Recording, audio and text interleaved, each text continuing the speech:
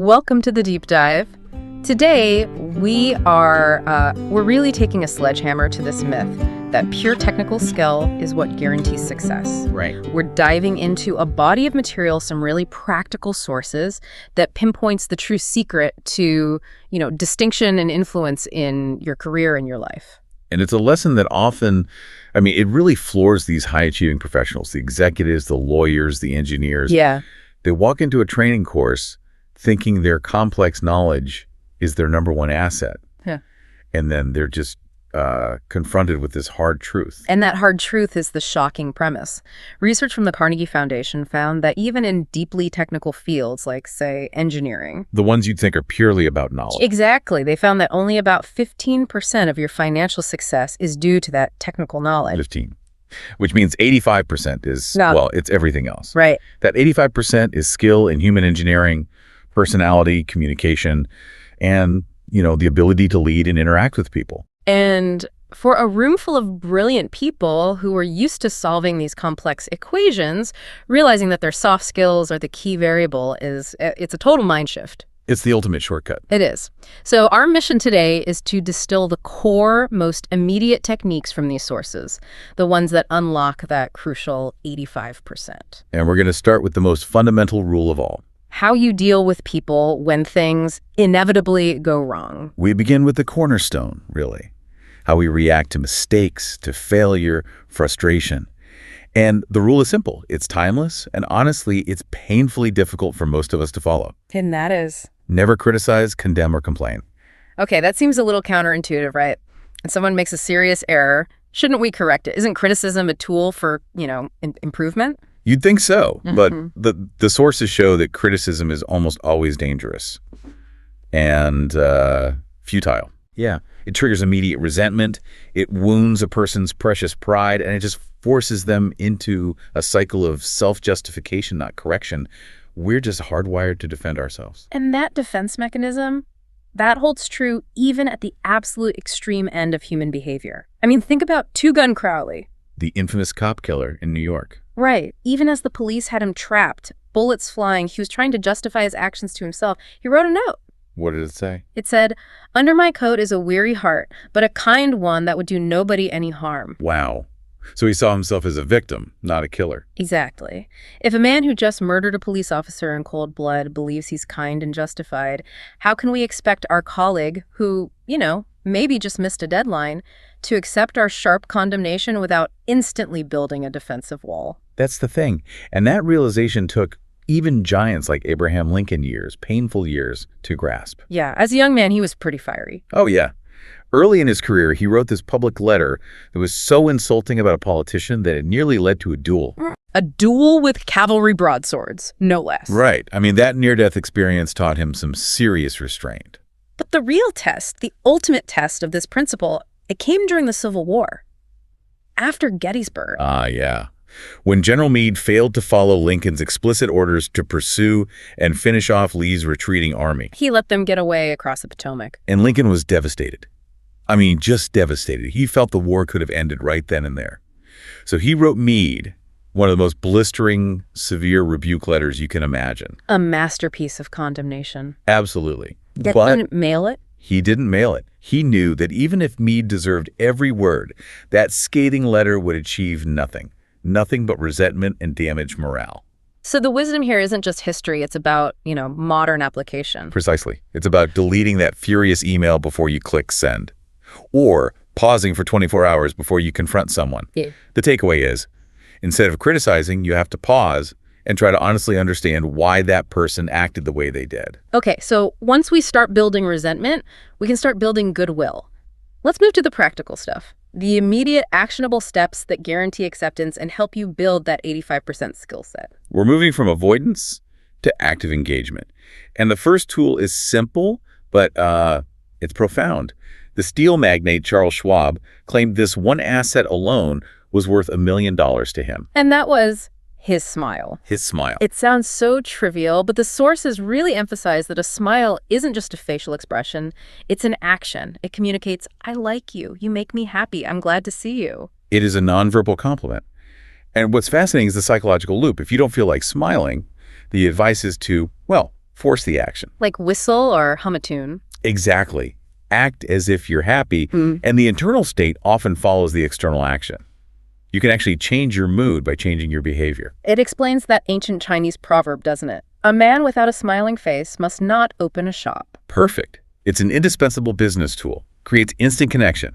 And building on that connection, we get to rule 3, using a person's name. To anyone, their own name is the sweetest and most important sound in any language. You see this executed brilliantly by Jim Farley.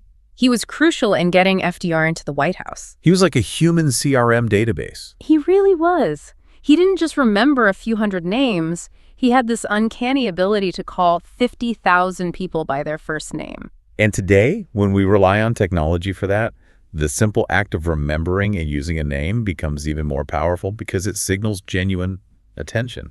And the ultimate expression of that has to be Andrew Carnegie's maneuver. Oh, this is brilliant. He wanted to sell steel rails to J. Edgar Thomson, the president of the Pennsylvania Railroad. But he didn't just offer a better price. No, he built his massive new steel mill and named it the Edgar Thomson Steel Works. And what happened?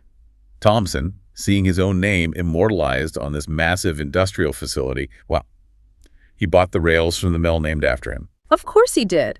Because that taps into something much deeper than just business. It taps into the universal human craving for importance. And that's Rule 6. Yeah. And it's arguably the most potent psychological driver we have, that craving to feel important. It dictates so much of our behavior. For better or for worse, yeah. You see it in John D. Rockefeller funding hospitals to save millions. And you see it in the gangster Dillinger running into a farmhouse just to proudly declare, "I'm Dillinger." So both were seeking validation that they mattered. Exactly. Using wildly different means, but for the same fundamental need. The sources even take this to an extreme to illustrate the point. They talk about individuals so starved for this feeling that they actually go insane to find it. Right, like the patient who insisted she was Lady Smith and believed she gave birth to a new baby every single night. It's tragic, but it really shows the desperation. And we as professionals, we are going insane, hopefully, but we see the lower stakes equivalent. The person who needs to dominate every meeting, the colleague who needs constant validation. It's all just an attempt to satisfy that same fundamental need for importance. Right. So if the need is that intense, is this just manipulation? If I praise someone just to get something, isn't that insincere? That is the critical difference. Yeah. The sources are absolutely clear. This has to be honest and sincere appreciation. True leadership doesn't manipulate, it recognizes. Charles Schwab, who Carnegie paid $1 million a year, that's $1 million back then. Incredible. He wasn't paid for his steel knowledge. He was paid for his ability to arouse enthusiasm among the workers through genuine appreciation. He said it himself, "I never criticize anyone. I am anxious to praise, but loath to find fault." He earned a fortune just by focusing on sincere encouragement. And that is the ethical, powerful way to satisfy that craving for importance. Okay, so we've covered these core principles. Yeah. But reading them is just, getting the information. Right. The 85% skill set requires mastery, which is where most people fail. They just stop at reading. Forming new habits is the hard part. The material gives some really specific guidance on this. Yeah, and the foundational requisite, the first thing, is a deep, driving desire to learn. A real determination to increase your ability to deal with people. If you don't genuinely want to change, none of these rules will stick. And the reading technique itself has to be active. You can't just read it. You have to stop and ask yourself, how and when can I apply this suggestion today? That's it. Knowledge has to be used to become habit. We're aiming for a new way of life, not just a better memory. And you have to build in accountability. The courses suggest making a game out of it. I love this part. Offer a friend or an associate $1 every single time they catch you violating one of these principles. That high-stakes accountability, it forces self-correction right there in the moment. It turns failure into a minor corrective cost. Exactly. And the final step is constant reflection. You have to do a regular, maybe weekly self-analysis of your interactions.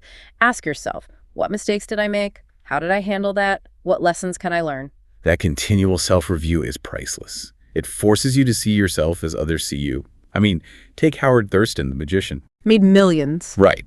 And his success wasn't because he had better magic tricks. Hundreds of people knew the same illusions. His secret was his attitude. He genuinely believed and felt Rule 1, be genuinely interested in other people. That's right. Before every single show, he would remind himself, I am grateful because these people came to see me. They make it possible for me to make my living. I'm going to give them the very best I possibly can. His gratitude, it was real, and it transmitted itself to the audience. He wasn't just performing, he was relating to them. And that cemented his success. So we've broken down the 85% secret. Avoid criticism, use the power of a smile, honor people's names, and satisfy that universal craving for importance through sincere appreciation. Mastering this human engineering really is the shortcut to distinction. And let's close by going back to that powerful, almost terrifying hunger for validation. If people are so desperate for a feeling of importance that they actually go insane to get it in a fantasy world, imagine the productive, positive miracles you could achieve by just giving people honest, heartfelt appreciation and making them feel important this side of insanity. So if you take away just one principle from this deep dive, let it be that. Sincerely make the other person feel important. It costs you nothing, and it is the single most powerful tool in that crucial 85% success formula.